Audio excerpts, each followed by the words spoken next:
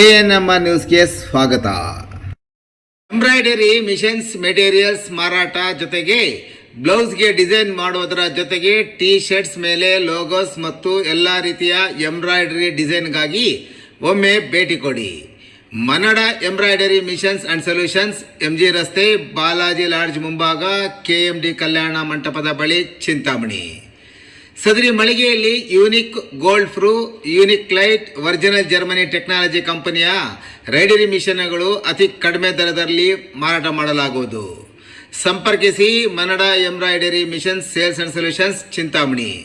ಹೆಚ್ಚಿನ ವಿವರಗಳಿಗೆ 9953506667 9608134164 ಮತ್ತು 8341386424 ಮೊಬೈಲ್ ಸಂಖ್ಯೆಗೆ ಸಂಪರ್ಕಿಸುವುದು.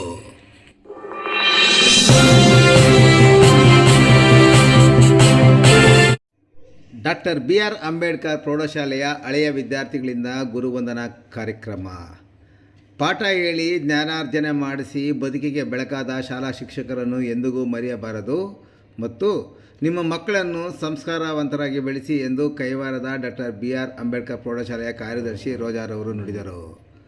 ಅವರು 1997-98ನೇ ಸಾಲಿನಲ್ಲಿ ಕೈವಾರದ ಡಾಕ್ಟರ್ BR ಅಂಬೇಡ್ಕರ್ ಶಾಲೆಯಲ್ಲಿ ವ್ಯಾಸಂಗ ಮಾಡಿದ ವಿದ್ಯಾರ್ಥಿಗಳು ಸಹಪಾಠಿ ಸ್ನೇಹಿತರ ಬಳಗದಿಂದ ಕೈವಾರ ಕ್ರಾಸ್ ಬಳಿ ಇರುವ JKL ವ್ಯೂ ರೆಸಾರ್ಟ್ನಲ್ಲಿ ಹಮ್ಮಿಕೊಂಡಿದ್ದ ಗುರುವಂದನಾ ಕಾರ್ಯಕ್ರಮ ಉದ್ಘಾಟಿಸಿ ಅವರು ಮಾತನಾಡಿದರು. ಗುರುಗಳ ಸೇವೆಯನ್ನು ಸ್ಮರಿಸುವುದು ಮತ್ತು ಅವರಿಗೆ ಪ್ರತ್ಯಕ್ಷವಾಗಿ ಧನ್ಯತೆ ಸಮರ್ಪಣೆ ಮಾಡೋದು ಸಾರ್ಥಕ ಕಾರ್ಯ. ಇದೇ ಶಾಲೆಯಲ್ಲಿ ವ್ಯಾಸಂಗ ಮಾಡಿರುವ ಹಿರಿಯ ವಿದ್ಯಾರ್ಥಿಗಳು 27 ವರ್ಷಗಳ ನಂತರ ಒಂದೆಡೆ ಸೇರಿ ಕಾರ್ಯಕ್ರಮ ಹಮ್ಮಿಕೊಂಡಿರುವುದು ಶ್ಲಾಘನೀಯ ಎಂದರು. ಪಾಠ ಮಾಡಿದ ಗುರುಗಳು ಯಾವುದೇ ಅಪೇಕ್ಷೆ ಇಲ್ಲದೆ ಶಿಷ್ಯರ ಭವಿಷ್ಯ ರೂಪಿಸುತ್ತಾರೆ, ಜೀವನಕ್ಕೆ ಮಾರ್ಗದರ್ಶಕರಾಗುತ್ತಾರೆ. ಆದರೆ ಇಂದಿನ ಶಿಕ್ಷಣ ಪದ್ಧತಿ ಸಾಕಷ್ಟು ಬದಲಾಗಿದೆ. ಮಕ್ಕಳಿಗೆ ದಂಡಿಸದೆ ಶಿಕ್ಷಿಸದೆ ಪಾಠ ಮಾಡಬೇಕು ಎಂದು ಪಾಲಕರೇ ತಾಕೀತು ಮಾಡುತ್ತಾರೆ. ಇದು ಬೇಸರದ ಸಂಗತಿ. ನೀವು ಹೇಗೆ ಸಂಸ್ಕಾರವಂತರಾಗಿ ಅಂಬೇಡ್ಕರ್ ಶಾಲೆಯಲ್ಲಿ ಬೆಳೆದಿದ್ದೀರಿ, ಅದೇ ರೀತಿಯಾಗಿ ಮಕ್ಕಳನ್ನು ಶಿಸ್ತಿನಿಂದ ಸಂಸ್ಕಾರದ ಬೆಳೆಸಿ ಎಂದು ಹೇಳಿದರು. ಮುಖ್ಯೋಪಾಧ್ಯಾಯ ಚಂದ್ರಪ್ಪ ಮಾತನಾಡಿ, ವಿದ್ಯಾರ್ಥಿಗಳಿಗೆ ಕಲಿಕೆ ಶ್ರೇಷ್ಠ ಮಟ್ಟದಲ್ಲಿ ಇರಬೇಕು ಎಂಬುದಕ್ಕಾಗಿ ಗುರುಗಳು ದಂಡಿಸುತ್ತಾರೆ. ಬಾಲ್ಯದಲ್ಲಿ ತಿದ್ದದೆ ತಪ್ಪಿಗೆ ಶಿಕ್ಷೆ ನೀಡದೆ ಕಲಿಸುವ ಶಿಕ್ಷಣವು ನಿಜವಾದ ಶಿಕ್ಷಣವೇ ಅಲ್ಲ. ವಿದ್ಯಾರ್ಥಿಗಳ ಬದುಕು ಹಸನಾಗಲಿ ಎಂದು ಶಿಕ್ಷಕರು ಬಯಸುತ್ತಾರೆ. ಈ ನಿಟ್ಟಿನಲ್ಲಿ ಇಂದಿನ ಶಿಕ್ಷಕ ಪಾಲಕರ ಸಂಬಂಧ ಉನ್ನತೀಕರಣಗೊಳ್ಳಬೇಕು ಎಂದರು. ಸಹ ಶಿಕ್ಷಕ R. ಗಣೇಶ್ ಮಾತನಾಡಿ, ಪ್ರತಿಯೊಬ್ಬರು ಗುರು ಋಣ ಮತ್ತು ಪಿತೃಋಣಗಳನ್ನು ಸಾಕಷ್ಟು ತೀರಿಸುವ ಕಾರ್ಯ ಮಾಡಬೇಕು. ಇದರಿಂದ ಉತ್ತರೋತ್ತರ ಸಾರ್ಥಕತೆಯನ್ನು ಸಂಭ್ರಮಿಸಬಹುದು ಎಂದರು. ಕನ್ನಡ ಶಿಕ್ಷಕ ಕೃಷ್ಣಪ್ಪ ಮಾತನಾಡಿ, 28 ವರ್ಷದ ಹಿಂದೆ ನಮ್ಮಿಂದ ಪಾಠ ಹೇಳಿದ ಮಕ್ಕಳು ಇಂದು ಉನ್ನತ ಸ್ಥಾನದಲ್ಲಿದ್ದಾರೆ. ಅವರೆಲ್ಲರೂ ಒಂದೆಡೆ ಸೇರಿ ನಮ್ಮನ್ನು ನೆನಪಿಸಿಕೊಂಡು ಗುರುವಂದನೆ ಸಲ್ಲಿಸಿರುವುದು ನಮ್ಮ ಬದುಕಿನ ಸುವರ್ಣಗಳಾಗವೆ ಎಂದು ಶ್ಲಾಘಿಸಿದರು. ನಂತರ ಹಳೆಯ ವಿದ್ಯಾರ್ಥಿಗಳು ಅವರವರ ಅನಿಸಿಕೆಗಳನ್ನು ಹಂಚಿಕೊಂಡರು. ಶಿಕ್ಷಕರಿಗೆ ಆತ್ಮೀಯವಾಗಿ ಸನ್ಮಾನಿಸಿ ಗೌರವಿಸಿ ನೆನಪಿನ ಕಾಣಿಕೆಗಳನ್ನು ವಿತರಿಸಿದರು. ಈ ಸಂದರ್ಭದಲ್ಲಿ ಹಳೆಯ ವಿದ್ಯಾರ್ಥಿಗಳಾದ ಡಾಕ್ಟರ್ ಶಂಕರಪ್ಪ, ಲಾಯರ್ ಮಂಜು, ಜಂಗಮಶಿಗಿಹಳ್ಳಿ ಮಂಜು, ವಿಷ್ಣುಕುಮಾರ್, L. ಚಂದ್ರಶೇಖರ್, ಅರುಣ, ಆರತಿ, ಸುಜಾತ, ಜ್ಯೋತಿ, ರಜನಿ, ಗಿರಿಜಾ ಸೇರಿದಂತೆ ಮತ್ತಿತರ ಗೆಳೆಯರು ಹಾಜರಿದ್ದರು. ನಿತ್ಯ ಏನೇ ಕೆಲಸ ಇದ್ರೂ ಎಲ್ಲ ಕೆಲಸವನ್ನ ಬದಿಗೊತ್ತಿ ರೈತರು ಹೊಲದಲ್ಲೇ ದುಡಿಮೆ ಮಾಡ್ತಾ ಇದ್ದಾರೆ. ಶಾಲೆಯಲ್ಲಿ ತನ್ನ ಎಲ್ಲ ದೈನಂದಿನ ಚಟುವಟಿಕೆಗಳನ್ನ ಅಥವಾ ಇತರೆ ವಿಷಯಗಳನ್ನ ಎಲ್ಲವನ್ನು ಮರೆತು ಶಿಕ್ಷಕರು ಪಾಠ ಮಾಡ್ತಾ ಇದ್ದಾರೆ. ಇದು ಯೋಚನೆ ಮಾಡಿ, ಆಮೇಲೆ ನೀವೇ ಯೋಚನೆ ಮಾಡಿ. ನಂತರ ಇನ್ನ ಇಡೀ ಭಾರತಕ್ಕಾಗಿ ದುಡಿದಂತ ಗಾಂಧೀಜಿಯನ್ನು ಮರಿಬೇಡಿ. ಮೊದಲು ಹೇಳಿದಂತ 3 ವಿಷಯಗಳನ್ನ ಅದನ್ನು ಮರಿಬೇಡಿ. ಸಂವಿಧಾನವನ್ನ ಕೊಟ್ಟಂತ ಅಂಬೇಡ್ಕರ್ನ ಮರಿಬೇಡಿ. ಹಾಗಾಗಿ ವಿದ್ಯಾರ್ಥಿ ಮಿತ್ರರ 1 ಗಂಟೆಯಿಂದ ಇದುವರೆಗೂ ಅನುಭವಿಸ್ತಾ ಇದ್ದೇವೆ. ಸಂತೋಷ ಆಗಿದೆ, ಖುಷಿಯಾಗಿದೆ. ನಮಗೂ ಸಹ ನಿಮ್ಮೆಲ್ಲರಿಗೂ ಈ ಖುಷಿಯನ್ನ ಹಂಚಿಕೊಳ್ತಕ್ಕಂಥ ಈ ಸಮಯದಲ್ಲಿ ಎಲ್ಲ ನನ್ನ ವಿಷಯ ಆಗ್ಬೋದು, ಎಲ್ಲ ಇತರೆ ಟೀಚರ್ಸ್ ವಿಷಯ ಆಗ್ಬೋದು ಆಲ್ರೆಡಿ ವಿದ್ಯಾರ್ಥಿಗಳು ಗಮನಕ್ಕೆ ತಂದಿದ್ದಾರೆ, ಗೊತ್ತಿದೆ. ಹಾಗಾಗಿ ನಾನು ಒಂದೆರಡು ಮಾತು ಮಾತ್ರ ಹೇಳ್ತೀನಿ.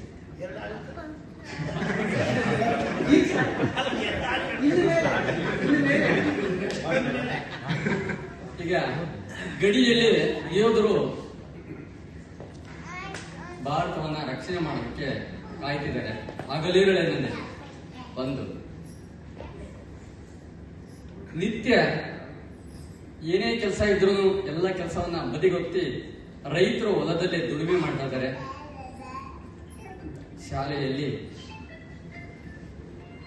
ತನ್ನ ಎಲ್ಲ ದೈನಂದಿನ ಚಟುವಟಿಕೆಗಳನ್ನ ಅಥವಾ ಇತರೆ ವಿಷಯಗಳನ್ನ ಎಲ್ಲವನ್ನು ಮರೆತು ಶಿಕ್ಷಕರು ಪಾಠ ಮಾಡ್ತಾ ಇದ್ದಾರೆ.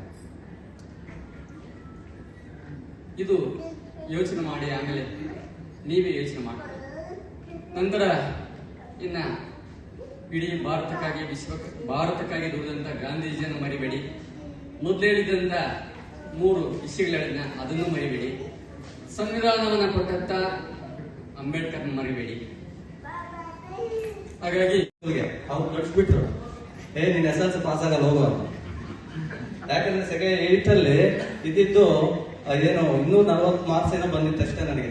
ಆಮೇಲೆ ಚಂದ್ರಪ್ಪ ಸರ್ ಇದ್ರು, 300 ರೂಪಾಯಿ ಫೀಸ್ ಕಟ್ಸ್ಕೊಂಡ್ರು, ಮತ್ತೆ ನನಗೆ ಅವಕಾಶ ಮಾಡಿಕೊಟ್ಟಿದ್ರು. ಇದು ಅವ್ರಿಗೆ ಈಗಲೂ ಸಚಿವರುಣಿ ಆಗ್ತೀನಿ. ಅವ್ರಿಲ್ಲ ಅಂತ ಹೇಳಿದ್ರೆ ಈಗಾಗಲೇ ರಾಘವೇಂದ್ರ ಪ್ರಸಾದ್ ಮತ್ತೆ ಅವರೆಲ್ಲ ಹೇಳಿದ್ರು, ನನ್ನ ಸ್ನೇಹಿತರೆಲ್ಲ ಇವರೆಲ್ಲ ಇಲ್ಲ ಅಂತ ಹೇಳಿದ್ರೆ ನಾವು ಬೇರೆ ಬೇರೆ ಕ್ಷೇತ್ರಗಳಿಗೆ ಹೋಗೋದಕ್ಕೆ ಆಗ್ತಾನೆ ಇರಲಿಲ್ಲ. ಆಕ್ಚುಲಿ ಆವಾಗ ರಾಘವೇಂದ್ರ ಪ್ರಸಾದ್ ಅವರು ಮತ್ತೆ ಶ್ರೀನಿವಾಸು ಇವರೆಲ್ಲಾನು ಅಷ್ಟೇ.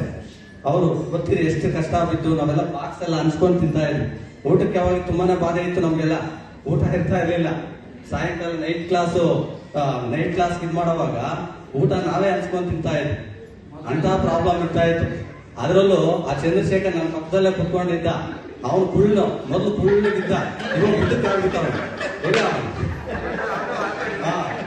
ಮೊದಲು ಕುಳ್ಳಕ್ಕಿದ್ದ. ಸೆಕ್ಷನ್ ಡಿವೈಡ್ ಮಾಡಿದ್ರು.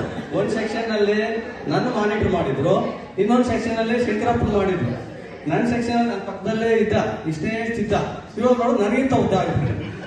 ನಾನು ಉದ್ದ ಇದ್ದೆ ಅವಾಗ, ಅವನು ಕುಳ್ಳಕ್ಕಿದ್ದ, ಉದ್ದ ಆಗ್ಬಿಟ್ಟಿದ್ದಾನೆ.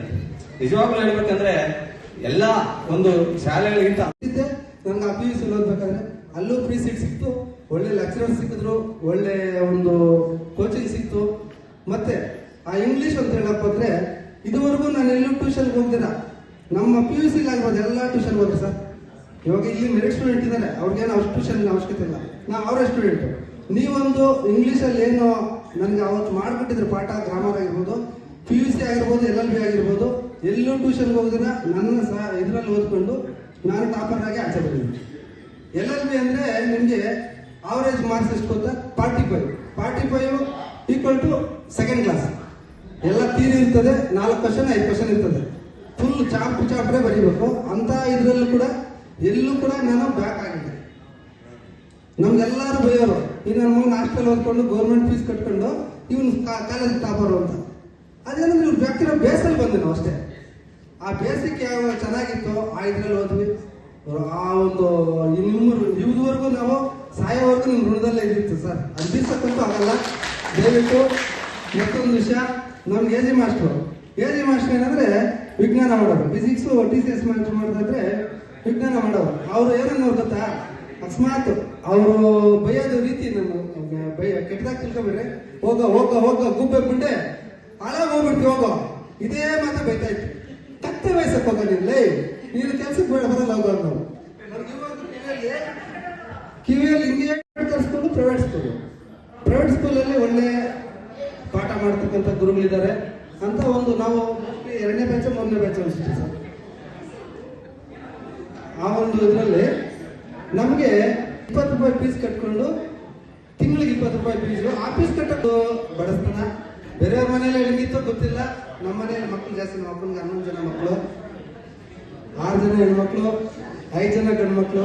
ಆದ್ರೆ ನಮ್ಮ ಅಪ್ಪನ ಅದೃಷ್ಟವಂತ ಅಂತ ಹೇಳ್ತೀನಿ. ಇವತ್ತಿಗೂ 11 ಜನನು SLC ಓದ್ತಾನೆ. SLC ಯಾರು ಪಾಸ್ ಆಗಿದ್ರೆ ಅವ್ರು ಮುಂಚೆ ಕಳಿಸಿದ್ದಾರೆ. ಯಾರನ್ನೂ ಕೂಲಿಗಾಗಲಿ ಕುರಿ ಮೇಸಕ್ಕಾಗಲಿ ಕಳಿಸಿಲ್ಲ.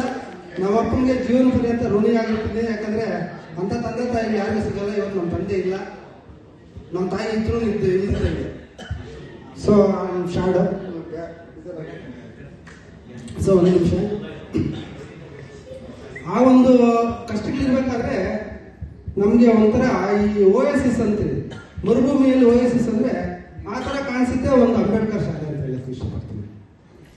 ಈ ಸರೌಂಡಿಂಗ್ ಅಲ್ಲಿ ಚೌಡೇಶ್ವರಿ ವಿದ್ಯಾಸಂಸ್ಥೆ ಅಂತಿತ್ತು ಅಮ್ನೂರಲ್ಲಿ. ಅದು ಬಿಟ್ಟರೆ ನೆಕ್ಸ್ಟ್ ಅಂಬೇಡ್ಕರ್ ಸ್ಕೂಲ್. ಆ ಒಂದು ಯಾಕಂದ್ರೆ ನಮ್ಮಿಂದ ಹಿರಿಯರು ಒಂದು ಬ್ಯಾಚ್ 2 ಬ್ಯಾಚ್ ಒಳ್ಳೆ ರಿಸಲ್ಟ್ ಬರ್ತಾ ಇತ್ತು. ಸೊ ನಮ್ಮ ಮನೆಗಳಲ್ಲಿ ಅಂದ್ರೆ ಅಂಬೇಡ್ಕರ್ ಹೋದ್ರೆ ನಮ್ಮ ಹುಡುಗನು ಸ್ವಲ್ಪ SLC ವರೆಗೂ ಮುಂದೆ ಹೋಗ್ತಾನೆ ಅನ್ನೋ ಒಂದು ಅನಿಸಿಕೆಯಲ್ಲಿ ನಮ್ಮನ್ನು ಸೇರಿಸಿದ್ರು. ನಮ್ಮ ಒಂದು ಪುಣ್ಯದ ಫಲನೋ ಏನೋ ಗೊತ್ತಿಲ್ಲ, ನಮಗೆ ಇಂಥ ಶಿಕ್ಷಕರು ಸಿಕ್ಕಿದ್ರು. ಆ ಶಿಕ್ಷಕರಲ್ಲಿ ಒಬ್ಬೊಬ್ಬರಾಗಿ ಹೇಳಕ್ಕೆ ಇಷ್ಟಪಡ್ತೀನಿ. BC ಮಾಸ್ಟರ್ B ಚಂದ್ರಪ್ಪ ಅವರು ಫೌಂಡರ್ ಚಿಕ್ಕಿರಪ್ಪನವರು ಎಷ್ಟು ಕಷ್ಟಪಟ್ಟಿದ್ದಾರೆ ಸ್ಕೂಲ್ಗೆ. ಅವರು ಸ್ಕೂಲ್ ಸ್ಥಾಪನೆ ಮಾಡಕ್ಕೆ ಕಷ್ಟಪಟ್ಟರು. ನಮ್ಮ ಚಂದ್ರಪ್ಪ ಸರ್ ಸ್ಕೂಲ್ ಬೆಳವಣಿಗೆಗೋಸ್ಕರ ಕಷ್ಟಪಟ್ಟರು ಅಂತ ಹೇಳ್ತೀನಿ. ಯಾಕಂದ್ರೆ ಒಬ್ಬ ಮನೆ ಯಜಮಾನನಿಗೆ ಎಷ್ಟೊಂದು ರಿಸ್ಕ್ ಇರುತ್ತೋ ಒಬ್ಬ ಸ್ಕೂಲ್ ಹೆಡ್ ಮಾಸ್ಟರ್ಗೂ ಅಷ್ಟೊಂದು ರಿಸ್ಕ್ ಇರುತ್ತೆ. ಯಾಕಂದ್ರೆ ಎಲ್ಲ ಶಿಕ್ಷಕರನ್ನು ಒಳಗೂಡಿಸ್ಕೋಬೇಕು, ಅವನ್ನ ಯಾವ ಕ್ಲಾಸ್ಗೆ ಅರೇಂಜ್ಮೆಂಟ್ ಮಾಡಬೇಕು, ಮತ್ತೆ ಯಾವ ತರ ಅವ್ರ ಕಡೆಯಿಂದ ಟೀಚಿಂಗ್ ಕೊಡಿಸ್ಬೇಕು. ಮತ್ತೆ ಶಾರ್ಟ್ ಆದಾಗ ಇವಾಗ ಒಂದು ಪೀರಿಯಡಲ್ಲಿ ಯಾರನ್ನ ಆಬ್ಸೆಂಟ್ ಆದ್ರು ಆ ಪೀರಿಯಡ್ ಸಾರ್ ಬಂದು ಅಟೆಂಡ್ ಮಾಡ್ತಾ ಇದ್ರು. ಅದು ನನ್ನ ಜ್ಞಾಪಕ ಇದೆ. ಅದು AG ಮಾಸ್ಟರ್ ಪೀರಿಯಡ್ ಆಗ್ಬೋದು, RG ಮಾಸ್ಟರ್ ಪೀರಿಯಡ್ ಆಗ್ಬೋದು, HK ಮಾಸ್ಟರ್ ಪೀರಿಯಡ್ ಆಗಿರ್ಬೋದು. ಯಾರು ಬರಲಿಲ್ಲ ಅಂದ್ರೆ ಅವ್ರು ಬಂದು ಆ ಮಾಸ್ಟರ್ ಅಟೆಂಡ್ ಮಾಡಿ ಒಂದು ಹಾಫ್ ಅನ್ ಅವರ್ ಕ್ಲಾಸ್ ಮಾಡ್ತಾ ಇದ್ರು.